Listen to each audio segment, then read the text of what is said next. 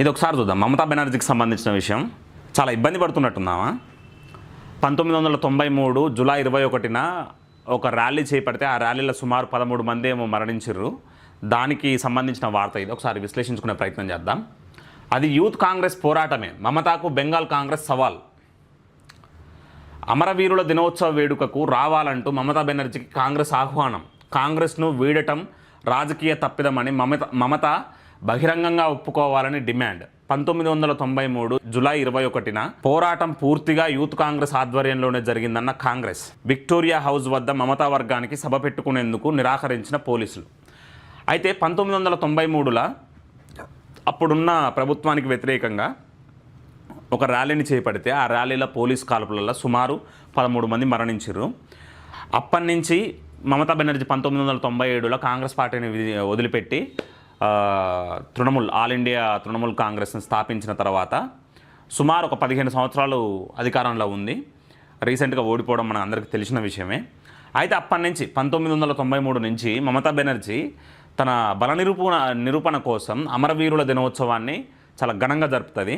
ప్రతిసారి విక్టోరియా హౌస్లో తను మీటింగ్ పెడుతూ ఉంటుంది. అయితే ఈసారి భద్రతా రీత్యానా లేకపోతే మరి కారణాలు ఏంటియో తెలియదులే కానీ విక్టోరియా హౌస్ వద్ద మమతా బెనర్జీకి సంబంధించిన ఆ సభ పెట్టుకునేందుకు మాత్రం పోలీసులు అనుమతించలేదు. ఒకసారి వివరాల్లోకి పోదాం. పశ్చిమ బెంగాల్ రాజకీయాల్లో జూలై 21 అమరవీరుల దినోత్సవం చుట్టూ సరికొత్త రాజకీయ పోరు మొదలైంది. తృణమూల్ కాంగ్రెస్ అధినేత్రి మమతా బెనర్జీకి బెంగాల్ కాంగ్రెస్ కమిటీ అధ్యక్షుడు ఒక ఆసక్తికరమైన సవాలు విసిరారు.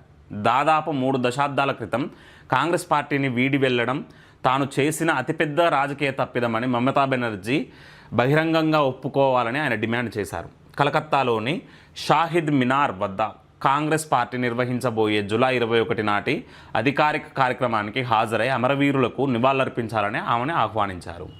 అయితే ఈరోజు నేషనల్ మీడియాలోనైనా బెంగాల్లోనైనా జరుగుతున్న చర్చ ఏంటిదంటే ఈ ఆల్ ఇండియా తృణమూల్ కాంగ్రెస్ మమతా బెనర్జీకి సంబంధించిన వర్గాన్ని కాంగ్రెస్ పార్టీలకు మళ్ళా తిరిగి కలుపుతుందని, కాంగ్రెస్కు సంబంధించిన అయితే ఈ శరద్ పవార్ పార్టీ, మమతా బెనర్జీ పార్టీ, మిగిలిన పార్టీలు అయితే చీలిపోయినాయో కాంగ్రెస్ నుంచి ఆ పార్టీలన్నీ మళ్ళా విలీనం కావడానికి సిద్ధంగా ఉన్నాయని మనకి వార్తలు తరచుగా వస్తున్నాయి. అయితే ఇక్కడ జూలై 21 నాడు జరగబోయే అమరవీరుల దినోత్సవం గురించే ఈరోజు బెంగాల్ రాజకీయాలు మొత్తం నడుస్తున్నాయి. ఇల్లీగల్ ఇమిగ్రెంట్స్ని డిపోర్ట్ విధానంతో బయటికి పంపే కార్యక్రమం ఒక పక్క, ఈరోజు అమరవీరుల దినోత్సవం ఒక పక్క, ఈరోజు రాజకీయాలు చాలా వేడిగా ఉన్నాయని మనకి ఇక్కడ స్పష్టంగా అర్థమవుతుంది. అయితే మమతా బెనర్జీ అప్పటి నుంచి చాలా క్రియాశీలకంగా మారింది. ఆ ఘటన ఏదైతే ఉందో ఆ ఘటన జరిగిన తర్వాత తను వ్యక్తిగతంగా ఒక పెద్ద లీడర్గా ఎస్టాబ్లిష్ అయింది. 1997 తర్వాత కాంగ్రెస్ని విడిచిపెట్టడం కొంత కలిసి వచ్చింది తనకి. సుమారు ఒక 15 సంవత్సరాల పాటు అధికారంలో ఉంటందుకు ఉపయోగపడింది. 2006లో జరిగిన ఎన్నికలలో ఘన విజయం సాధించిన ఆల్ ఇండియా తృణమూల్ కాంగ్రెస్ అప్పటి నుంచి 2026 మొన్న ఎన్నికల వరకు దిగ్విజయంగా 3 సార్లు అధికారంలో ఉన్నప్పటికీ పార్టీని బలోపేతం చేసుకోకపోవడం కారణంగా, హిందూ వ్యతిరేక చర్యలు చేయడం కారణంగా, విదేశీ శక్తులకు సహకరిస్తూ నేషనల్ సెక్యూరిటీని థ్రెటన్ చేయడం కారణంగా బీజేపీకి సంబంధించిన మిషనరీని మొత్తం అక్కడనే పెట్టి ఫోకస్ చేసి ఈసారి చాలా బలంగా ఢీకొని సుమారు ఒక 80 సీట్లకే పరిమితం చేసిన వైనం మనకందరికీ తెలిసిన విషయమే. అయితే ఇక్కడ 1993 నుంచి మమతా బెనర్జీ ప్రతి సంవత్సరం చాలా గొప్పగా ఈ అమరవీరుల దినోత్సవాన్ని జరుపుకుంటారు. ఈరోజు కొంత నిస్సహాయత స్థితిలో మమతా బెనర్జీ ఉంది కాబట్టి చేరే అవకాశం కూడా ఉన్నట్టు మనకు కనిపిస్తుంది. ఒకసారి చరిత్ర ఏంటో చూద్దాం. చరిత్రను మార్చలేరు అని కాంగ్రెస్ అధ్యక్షుడు అంటుండు. షాహిద్ మినార్ వద్ద ఏర్పాట్లను పరిశీలించిన అనంతరం శుభంకర్ సర్కార్ విలేకరులతో మాట్లాడారు. 1993 జూలై 21న జరిగిన చారిత్రాత్మక ఉద్యమం నాటి యూత్ కాంగ్రెస్ జెండా నీడలోనే జరిగిందని, ఆ చరిత్రను దాని వారసత్వాన్ని తన సొంతం చేసుకోవడానికి మమతా బెనర్జీ తీవ్రంగా ప్రయత్నించింది అని స్పష్టం చేశారు. మమతా బెనర్జీకి నిజంగా ధైర్యం ఉంటే ఆమె చరిత్రను వక్రీకరించదు.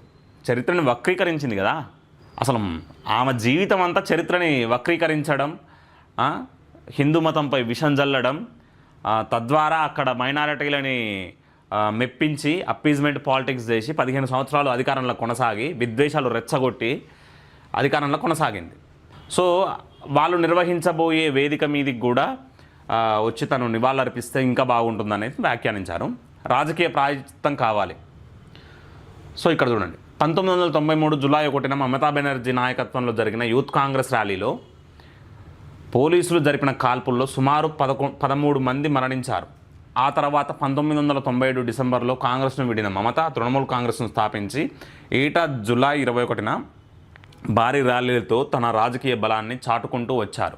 అదే సమయంలో కాంగ్రెస్ ఈ కార్యక్రమాన్ని చాలా సాధారణంగా నిర్వహిస్తూ వచ్చింది. అంటే ఈ సుమారు 3 దశాబ్దాలుగా కాంగ్రెస్ ఈ కార్యక్రమాన్ని చాలా సాధారణంగా నిర్వహిస్తుంది. ఆ క్రెడిట్ మొత్తం మమతా బెనర్జీ ఓన్ చేసుకోవడం మనం ఇక్కడ చూస్తున్నాం.